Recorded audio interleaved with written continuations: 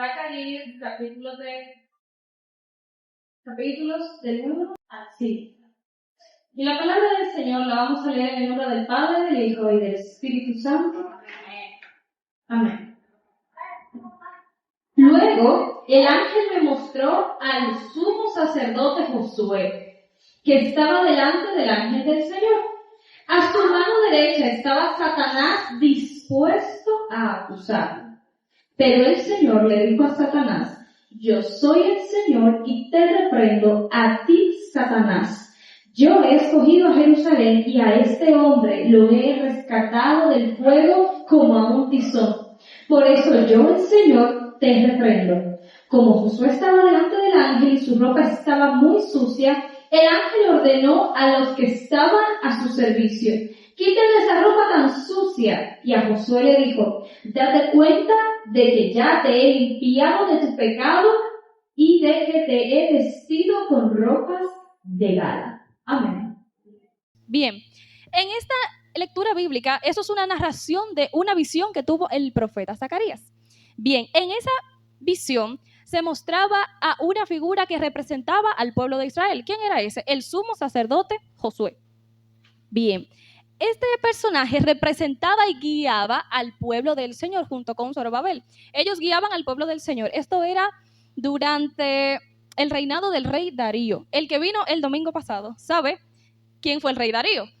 El rey Darío fue uno de los tantos reyes que tuvo el pueblo de Israel después de tantas y tantas y tantas desobediencias por los reyes que habían antes. Entonces, durante este reinado entra el sumo sacerdote Josué y está guiando y administrando el pueblo de Israel al junto de Zorobabel. Entonces, en esta visión que tiene el profeta Zacarías, se representa al pueblo de Israel a través de la figura de este personaje. Bien, en esta visión, el profeta Zacarías ve al sumo sacerdote, es una visión, al sumo sacerdote Josué delante del ángel del Señor. Pero ¿qué pasa? En esta visión, el sumo sacerdote se mostraba con ropas muy sucias.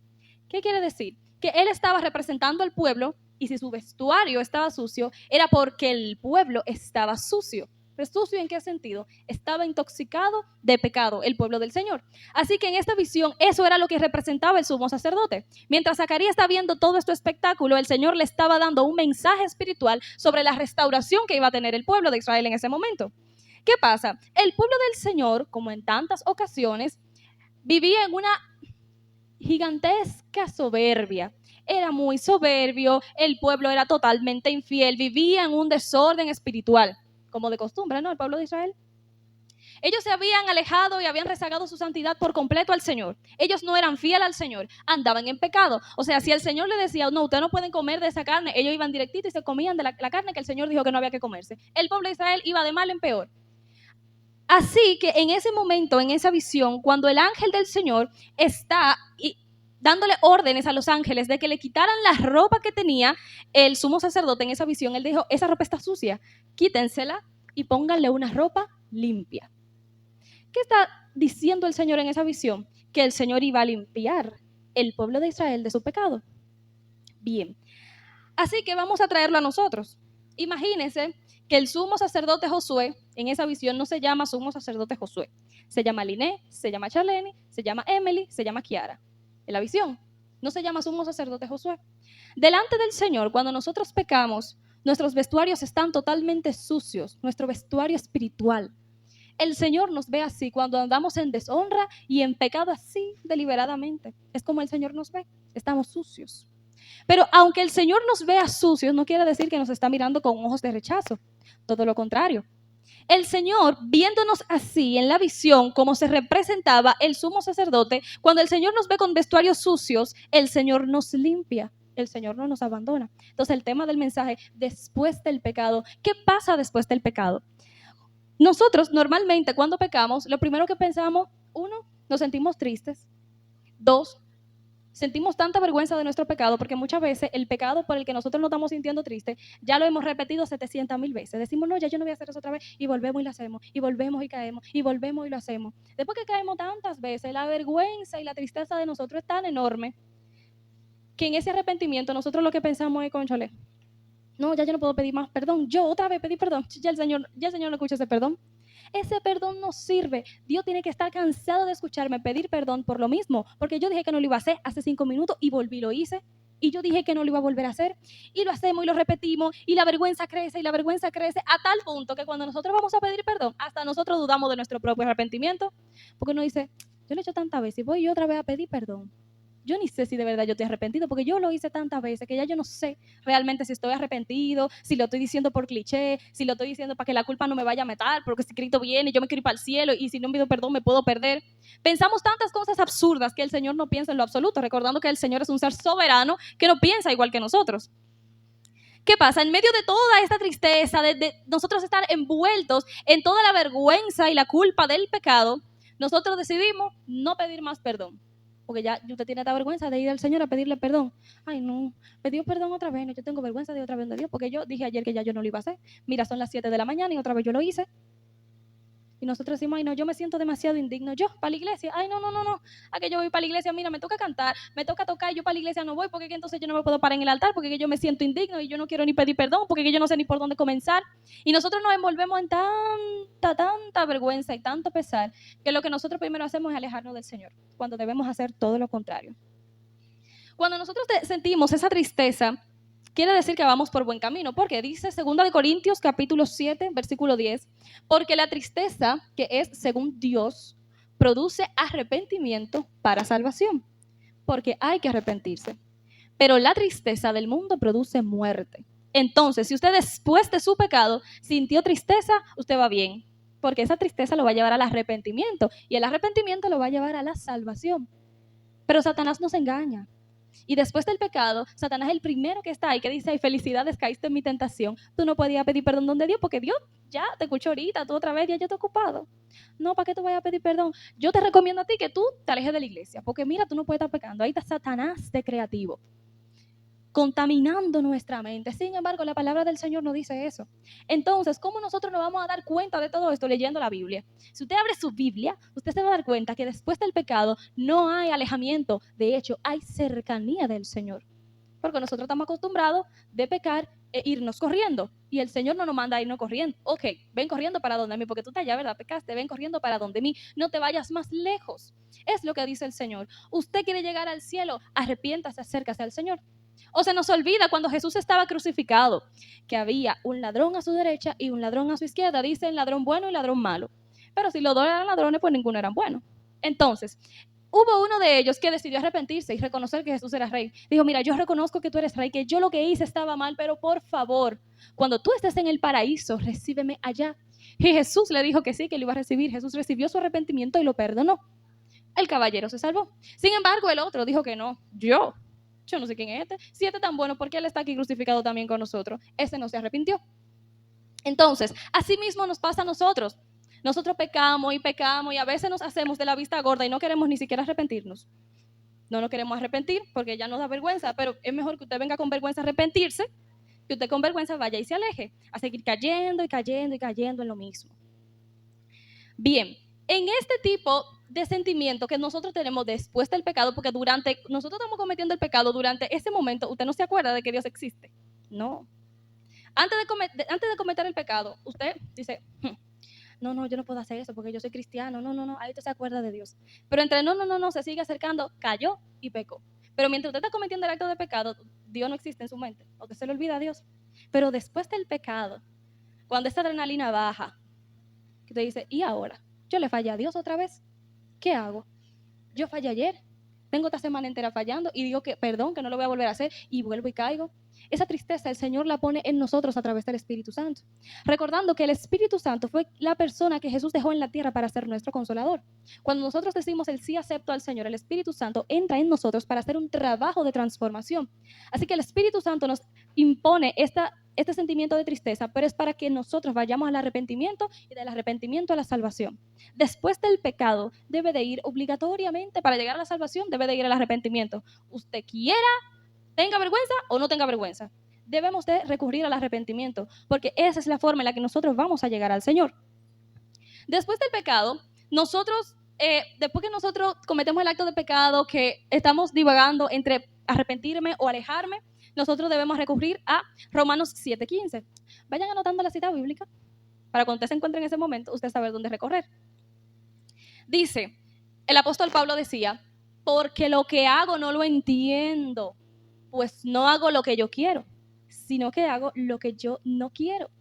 El apóstol Pablo aquí hablaba sobre esa lucha interna tan fuerte que nosotros tenemos. Cuando usted decide ser cristiano, que usted quiere ir, el Señor dice su palabra que nos ha creado para buenas obras. Entonces el apóstol Pablo hablaba de eso. A veces nosotros entendemos que esa lucha interna nada más la tenemos nosotros mismos, únicamente por nuestra condición, únicamente por el tipo de tentación que tenemos. Sin embargo, no es así. El apóstol Pablo ahí hablaba sobre esa lucha interna tan fuerte que él tenía sobre su pecado. El apóstol Pablo, vamos a recordar quién era el apóstol Pablo. ¿De dónde el Señor sacó al apóstol Pablo? De ser un perseguidor y asesino de los cristianos. Era muy grande eso. Al apóstol Pablo lo conocían por eso. Sin embargo, un día el Señor, él iba a un campamento de cristianos a hacer lo que él sabía hacer y el Señor le atraviesa un haz de luz desde el cielo, lo tumba del caballo y una voz le pregunta que por qué lo perseguía y Pablo queda ciego y luego se arrepiente y luego de ser un perseguidor se convierte en un discípulo del Señor, en un proclamador de la palabra del Señor, en un proclamador de la salvación y el poder del Señor. Y él decía, después que yo salí de todo lo que yo era, que yo vengo arrepentido, que yo vengo aquí, todavía yo tengo una lucha interna con la que yo no puedo controlar. Y a veces nosotros nos encontramos en esas corrientes tan fuertes que nos arrastran y te dice, no, yo con eso puedo, yo no voy a dejar caerme otra vez, yo no voy a cometer este pecado otra vez, pero volvemos y lo hacemos, y te dicen, cónchale, pero que yo no quiero, y volvemos y caemos. Déjeme decirle que el Señor lo sabe y nos entiende, porque Él es nuestro creador. Cuando nosotros vinimos a nacer, ya el mundo estaba completo. Ya había gente en este mundo, ya había gente que había hecho miles de cosas, ya había gente que había pecado, que se había arrepentido. Entonces, ya cuando nosotros venimos aquí, ya nosotros vinimos con todo hecho, ya nadie inventa nada, todo es repetido o mejorado. Ya no hay una mente inventiva. Entonces, si ya después de todo eso nosotros entendemos que el Señor no nos comprende, pues estamos mal. El Señor nos entiende, el Señor nos conoce porque Él fue quien nos diseñó. El Señor estuvo ahí cuando Adán y Eva pecaron. El Señor estuvo ahí cuando Caín asesinó a su hermano. El Señor estuvo ahí en cada momento. Eso quiere decir que el Señor sabe y conoce y también está en el momento en el que nosotros pecamos. Y Él conoce por qué lo hicimos. Entonces, el apóstol Pablo hablaba de eso, de esa lucha interna, en esos momentos y situaciones donde nosotros meditamos en la palabra del Señor y dice, no, usted no va a fornicar, dice la palabra del Señor. Y usted fornica, y usted dice, no, yo no voy a fornicar porque yo soy cristiano y porque el Espíritu Santo me ayuda, y Filipenses 4:13, que todo lo puede en Cristo que me fortalece, usted cae y fornica y peca. Y usted dice, pero ¿cómo yo lo hice? Si la palabra del Señor me dijo que yo no podía, y yo lo sabía, y estaba convencido, y estaba dispuesto a respetar y a honrar al Señor con mi cuerpo. ¿Cómo fue que yo lo hice? Es lo que Pablo decía, es que yo hago lo que no quiero. Yo no quería hacerlo, pero lo hice. Sin embargo, lo que yo quiero hacer, no lo puedo hacer. O sea, yo quiero hacer las cosas bien, pero no puedo. Y es que no somos nosotros, es el pecado que ya mora en nosotros. Entonces, si ya usted sabe que el pecado mora en usted y que usted va a luchar con eso, no se mande corriendo después del pecado. Venga a los pies del Señor, que el Señor nos va a limpiar. Por eso es que en esta visión donde el profeta Zacarías veía cómo el Señor mostraba al sumo sacerdote Josué cómo era limpiado y cómo sus vestiduras eran cambiadas de sucias a limpias, de cómo los turbantes que se le ponían a los sumos sacerdotes era cambiada y se le ponía una renovada. El Señor estaba mostrando aquí que independientemente del grado de nuestro pecado para nosotros, porque para el Señor todos los pecados son iguales, pero nosotros nos hemos encargado de clasificarlo. No, este es más escandaloso, este es menos escandaloso, si no se enteran no pasa nada, pero lamentablemente el Señor lo sabe y lo ve todo. Así que el Señor lo que indicaba aquí, que no importaba la condición del pueblo de Israel, Él lo iba y lo estaba limpiando. Una vez que nosotros conocemos que el Señor, independientemente de lo sucio que estemos, de lo inmundo o de lo indigno que parezcamos, el Señor está ahí y el Señor nos va a limpiar y nos va a renovar. Así que después del pecado, no piense que el Señor lo va a rechazar, todo lo contrario. Si usted conoce la historia del pueblo de Israel y todo lo que hizo y aún así el Señor los perdonó, hay que saber que a pesar de nuestros pecados, el Señor también nos va a perdonar y nos va a limpiar y nos va a renovar. Pero eso todos los días, porque nosotros pecamos todos los días. Cada vez que nos arrepentimos, el Señor nos da una ropa nueva. Nosotros la ensuciamos, pero el Señor, el closet del Señor, ese closet no tiene fin. Eso es un walking closet espiritual. En ese walking closet hay ropa de todas las tallas. Para Débora no hay número de ropa. Cada vez que Débora peque, el Señor le va a dar una ropa nueva, limpia. Porque el Señor es así. Su misericordia no tiene fin. Después del pecado, no se mande corriendo. Venga al Señor. Venga a su Biblia y recurra a la oración, pero no se vaya. Porque eso es lo que Satanás quiere. Que después del pecado, nosotros salgamos a pecar más. ¿Por qué? Porque si salimos a pecar más, nosotros nos vamos a acostumbrar y lo vamos a ver como cotidiano. Lo vamos a ver, no, eso es normal, yo lo hago, eso no importa. Y nos vamos a envolver y nos vamos a distraer. Y esa distracción es suficiente para Satanás envolvernos. Segunda de Corintios, capítulo 12, versículo 9. Y me ha dicho, bástate mi gracia, porque mi poder se perfecciona en la debilidad. Por tanto, de buena gana me gloriaré más bien en mis debilidades, para que repose sobre mí el poder de Cristo. ¿Qué nos está hablando la palabra del Señor? ¿Usted es débil de naturaleza? Sí. ¿Está mal? No. ¿Por qué? Porque el Señor va a utilizar esta debilidad para hacerse fuerte, para hacerte fuerte, para Él manifestar su gloria sobre nosotros. La gracia del Señor es suficiente en nosotros para Él perdonarnos. Pero a veces nosotros nos ponemos medio charlatanes y abusamos de esa gracia. Claro, eso no importa, Dios me perdona, yo lo hago ahorita. No, esa no es la intención. La intención es que si usted lo hace, pida perdón, pero que usted no vaya deliberadamente. No, porque yo estoy en el tiempo de la gracia, si yo peco, eso ni nada, el Señor me va a perdonar. No es así. Sí, el Señor nos perdona, pero no podemos entrar a burlarnos de la gracia del Señor, porque es una burla a la gracia del Señor. Entonces, el Señor nos dice que Él se va a fortalecer en nosotros en medio de esta debilidad. Después del pecado trabaja la gracia, despreocúpese. Usted pecó, viene la gracia. La gracia permite que el Señor nos perdone y nos cambie las vestiduras sucias por vestiduras limpias. El pecado no es una razón para nosotros alejarnos de Dios. ¿Por qué no es una razón? Porque no existen razones para alejarnos de Dios. El pecado no es una razón para usted alejarse de la iglesia. No es una razón porque no hay razones para alejarse de la iglesia, alejarse de la presencia del Señor. No hay razones. Si usted entiende que el pecado es una razón para usted alejarse del Señor, está mal, porque el mismo Jesús nos demostró que encontrarse en un estado vil no es una limitación para Él obrar a nosotros. Y Dios mismo conoce estas debilidades y nos vamos a remontar a la historia de Zaqueo. Zaqueo era una persona política, ¿verdad? Un delincuente de la política, por así decirle, que le robaba a mucha gente atento a cobrar impuestos. Pero dice la palabra del Señor que cuando Jesús pasaba cerca del ambiente de Zaqueo, Zaqueo era de muy bajita estatura, así que él tuvo que subirse en un árbol para poder ver a Jesús. Al parecer, Jesús no andaba por esa zona muy frecuentemente. Pero como Jesús lo sabe todo, él ve a ese hombre en ese árbol y le dice, Zaqueo, baja, que esta noche yo voy a pasarla en tu casa. ¿Qué pasa? Ahí todo el mundo empezó a cuchichear y a decir, ¿y qué hace Jesús, un hombre tan santo y que hace milagros, que va a amanecer en la casa de este hombre tan pecador? Si Jesús supiera que ese es un delincuente, no amaneciera allí. Jesús sí lo sabía. Jesús lo sabía, pero Jesús entró a la casa de Zaqueo y allí lo transformó. A Jesús no le importó todo el pecado con el que cargaba Zaqueo. Jesús entró a la casa de Zaqueo. Él entró a la casa de Zaqueo y él lo transformó y él lo perdonó. ¿Y qué hizo Zaqueo? Jesús no tuvo que hacer muchas cosas. Jesús entró a la casa y la Biblia no registra cuando Jesús le puso la mano a Zaqueo, oró por Zaqueo, le dio una palabra a Zaqueo. No, dice Jesús entró y Zaqueo dijo, lo que yo le debo a la gente se lo voy a devolver 4 veces más. Jesús no abrió la boca, pero la presencia de Jesús era suficiente como para transformar la vida de Zaqueo y él mismo decidir cambiar. Así que después del pecado entra Jesús y nos transforma. A veces nosotros entendemos que Jesús nos va a transformar cuando lleguemos a una campaña, lleguemos a una media vigilia, va a venir un profeta, nos va a poner la mano y va a decir fuera pecado. No, Jesús simplemente necesita entrar y esa entrada se la damos nosotros. Jesús entra en nosotros y Jesús nos transforma.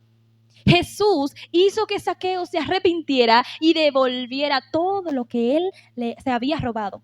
Zaqueo decidió renunciar a sus riquezas. Zaqueo era un hombre con mucho dinero. Zaqueo era un hombre con mucha influencia y a Zaqueo no le importó lo que la gente fuera a decir de él, que fueran a burlarse de su orgullo y decir, mira, y este no era el hombre poderoso, y Zaqueo no era el que metía terror a todo el mundo, y Zaqueo no era el que más cobraba y mandaba policía a la casa de la gente y le embargaba el hogar, y ese no es Zaqueo. ¿Y qué hace Zaqueo devolviendo dinero? A Zaqueo no le importó nada de eso y ténganlo por seguro que eso sucedió, porque no hay una gente más burlona que nosotros. Si nosotros vemos una persona así, bien alta y poderosa socialmente, y lo vemos en una posición más bajita, eso es carne fresca para nosotros. Y lo acabamos. Pero a Zaqueo no le importó. Zaqueo prefirió agradar al Señor con su vida y sus acciones antes que a la gente. Jesús vino a obrar en nosotros y a traer salvación. Dice su palabra, vengan a mí ustedes trabajados, cansados, cargados, y yo los voy a hacer descansar. Jesús dice, vengan a mí ustedes que necesitan, porque Jesús vino a salvar, Jesús vino a servir. Pero cuando nosotros nos envolvemos en que somos nosotros que tenemos que irnos porque nosotros no somos dignos de estar frente a Jesús, sí, por eso también Jesús nació de la forma más indigna en esta tierra. El nacimiento de Jesús se supone que nosotros debimos imaginarlo como el nacimiento más extravagante de todos los tiempos. Sin embargo, fue todo lo contrario. María, la madre de Jesús, dio a luz escapándose de la gente que quería matarla. Cuando ella llega por fin a un hotel, no hay una habitación, mi hija, no hay habitación, pues deme un sitio que ya yo voy a dar a luz y no puede estar parada. No, le llevaron para donde los animales. Jesús nació entre animales. Jesús nació de la peor forma posible. Por eso Jesús vino en esa forma, para darnos a demostrar y enseñarnos que nosotros no necesitamos venir limpios. Nosotros debemos acercarnos a Jesús como estemos y Él es el que va a hacer el trabajo. Después del pecado, ¿qué viene? Viene el arrepentimiento. No importa las veces que sea, en el día o en el minuto, porque puede ser que usted haya cometido el mismo pecado en el plazo de 1 hora, puede que lo haya repetido varias veces. En el plazo de 2 horas, puede que lo haya repetido un par de veces, que si usted la calcula al mes, no se sabe cuántas veces usted pecó, para Jesús no le importa eso. Y volvemos y nos remontamos a otra enseñanza, donde encontraron a la mujer en pleno acto de adulterio. Estaba Jesús sentado escribiendo ahí en la tierra, perdiendo el tiempo, y vienen los discípulos, mira, encontramos a esta mujer en pleno acto de adulterio, la ley dice que hay que matarla a pedrada. Y Jesús, ok, si ustedes nunca han pecado, empiecen, tiran la primera piedra, acábenla. Nadie le tiró ni una piedrecita a la mujer. ¿Y qué Jesús le dijo a la mujer? Vete y no peques más. Jesús no le preguntó, ¿y con quién fue?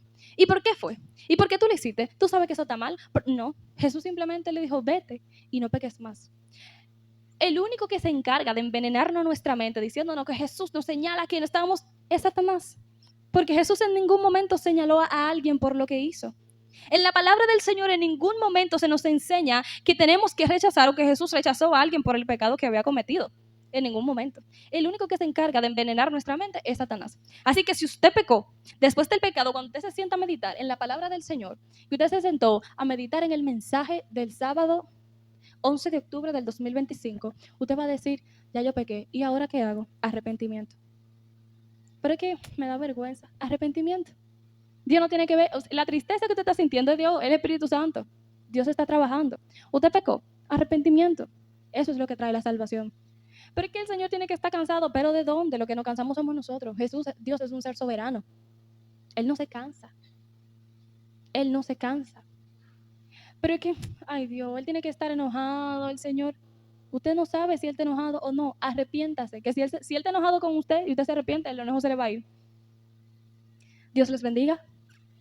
Espero en el Señor que usted se quede con ese mensaje muy presente. ¿Por qué? Porque es que nosotros pecamos todos los días. Todos los días nosotros pecamos, aunque no querramos pecar. Después del pecado hay arrepentimiento. No se aleje de la iglesia, no se aleje del Señor, no empiece a buscar culpables. El Señor es el único que nos restaura. Así como el Señor mostraba en la visión de Zacarías al sumo sacerdote siendo limpio y renovado, imagínese que después de cada arrepentimiento el Señor le está cambiando la ropa. Y recuerde que el walking closet del Señor es infinito. Él le va a cambiar la ropa cuantas veces sea necesario. Esas ropas no se van a acabar jamás. Dice su palabra que el que persevere hasta el fin, ese será salvo. Dios les bendiga.